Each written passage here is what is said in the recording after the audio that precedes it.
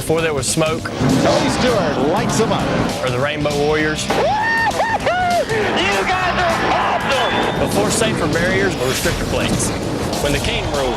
When the Petty Blues flies under the checkered flag, winner of the 15th annual Daytona 500. And the Silver Fox ran wild. And David Pearson wins the Motor State 400. Well, come on. We're going back in the day.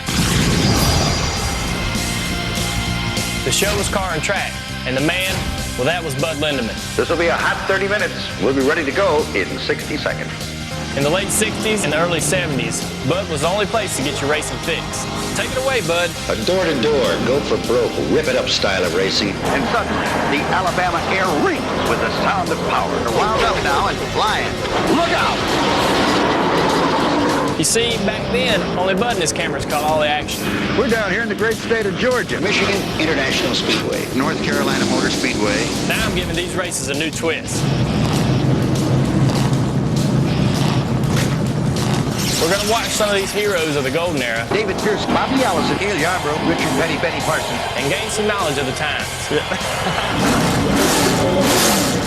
We're going back in the day. In this episode, we're headed to Michigan for the 1972 Motor State 400. All of the big names are making a run for the checkered in this one.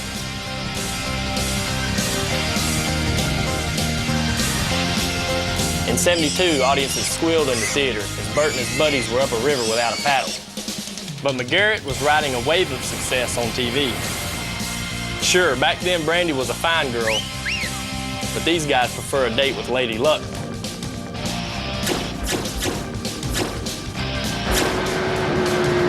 Stay tuned. There's more to come.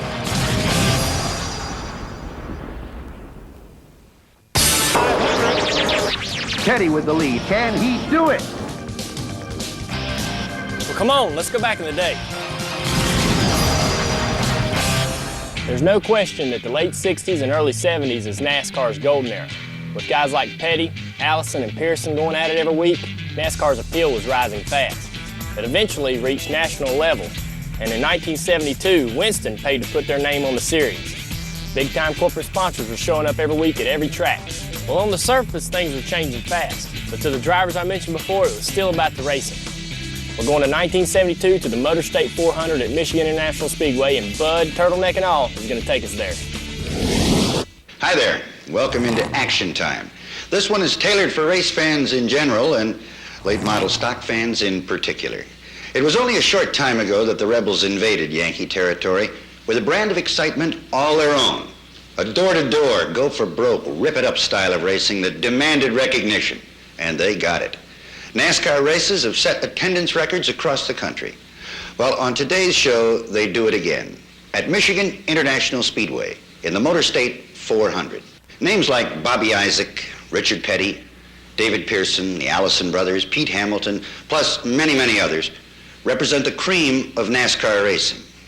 Well, you take drivers like these and put them in the fastest late model stocks in the world.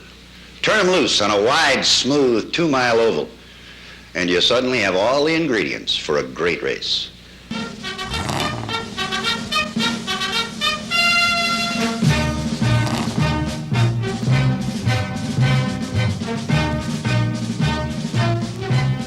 Michigan International Speedway, the twice-a-year Yankee home for the Rebels from NASCAR. It's a 2-mile oval with the turns banked 18 degrees. But compared to the high-banked super speedways of the South, it's a flat track. And these boys from below the Mason-Dixon line run tracks of all sizes, surfaces, and speeds. In short, they love to race and run for a jam-packed crowd wherever they go. The NASCAR season opener at MIS is appropriately called the Motor State 400.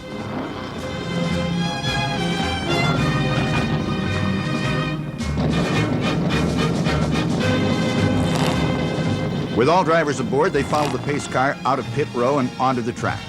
Bobby Isaac was the fastest qualifier in the Dodge Charger 71 and starts on the pole. Richard Petty had the second fastest time and starts on the outside in the familiar 43. In the second row, it's David Pearson in the 21 Mercury with Bobby Allison in the Chevy number 12 alongside. Joe Frizon and Donnie Allison share the third row. The tension in the grandstand builds as the pace car leads his 40-car field around on the parade lap. Leroy Yarborough is in the fourth row in car 45, a Mercury, and Richard Brooks starts on his side in the Ford number 90. The green is out, and they're off. Pole sitter Bobby Isaac explodes into the lead as all cars enter turn one. Petty is second, Pearson third.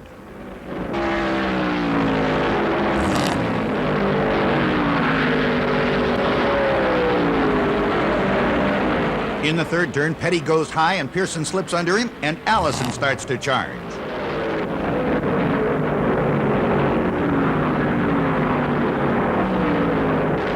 At the end of the first lap, Bobby Isaac has the lead with Pearson and Allison fighting for second.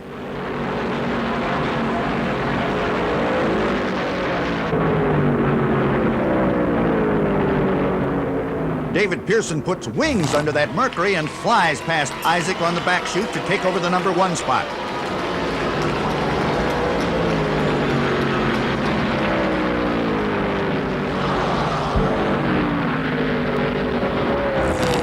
Now it's Pearson, Isaac, Allison, and Petty. This race is only 3 laps old, and already the crowd is up and screaming.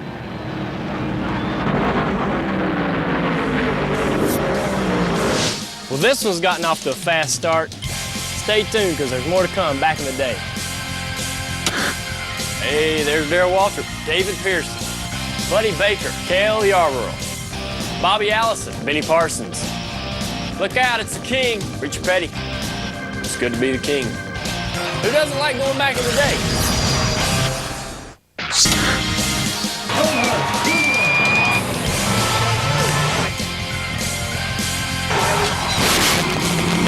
All right, guys, start your engines. Let's go back in the day. And the year was 1972. What a year.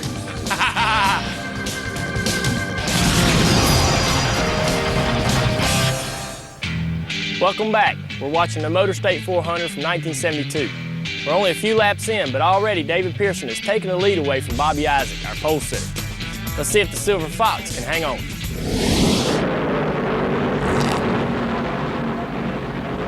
The Dodge number 2, driven by Bill Seifert, drops down low on the apron and heads for pit row. Bill complained of a bad vibration. When the car was checked out, they found broken suspension parts and parked it behind the wall.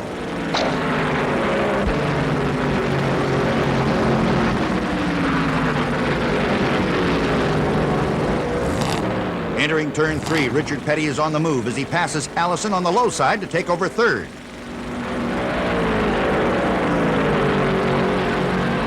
Now Richard has his sights on Bobby Isaac and begins to close the gap. On the front chute, Petty stays in the low groove, passes Bobby Isaac, and moves into second.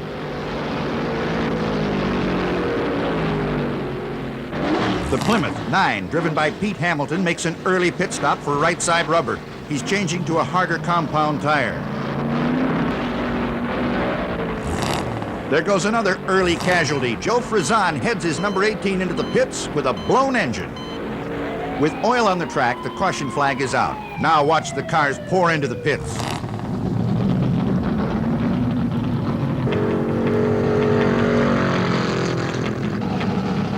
'43, Richard Petty.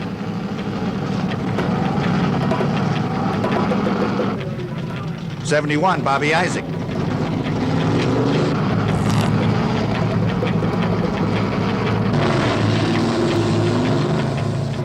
The Wood Brothers Mercury, 21, David Pearson driving.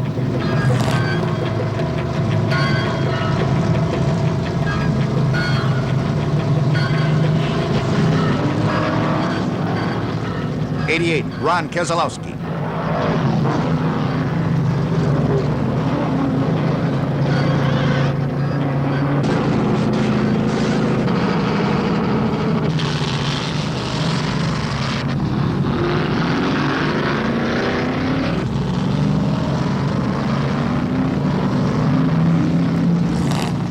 All cars are out except one. Joe Frizan climbs out of his Dodge and they park it behind the wall.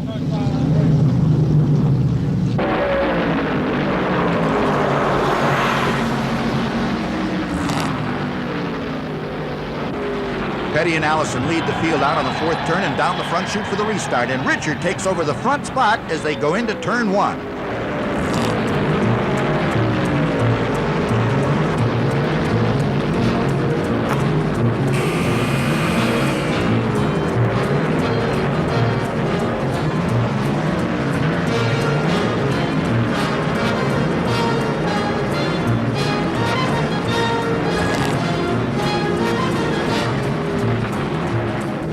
On the long back straightaway, Bobby Allison screams his Monte Carlo underneath Petty. Now the Coca-Cola car has the lead.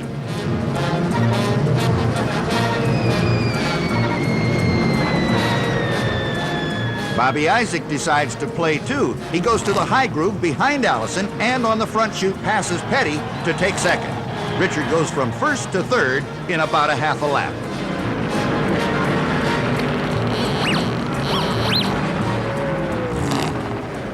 The back straight here at MIS is long and wide. They can really wind those engines. Bobby Isaac does just that and passes Allison to grab the lead in the third turn. Petty also passes to go back into second.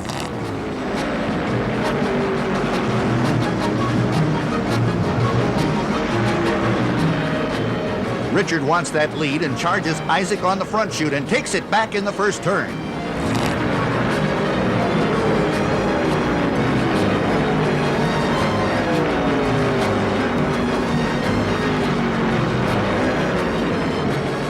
Richard may have the lead, but there's a hot trio right behind him in the form of Isaac, Allison, and Pearson.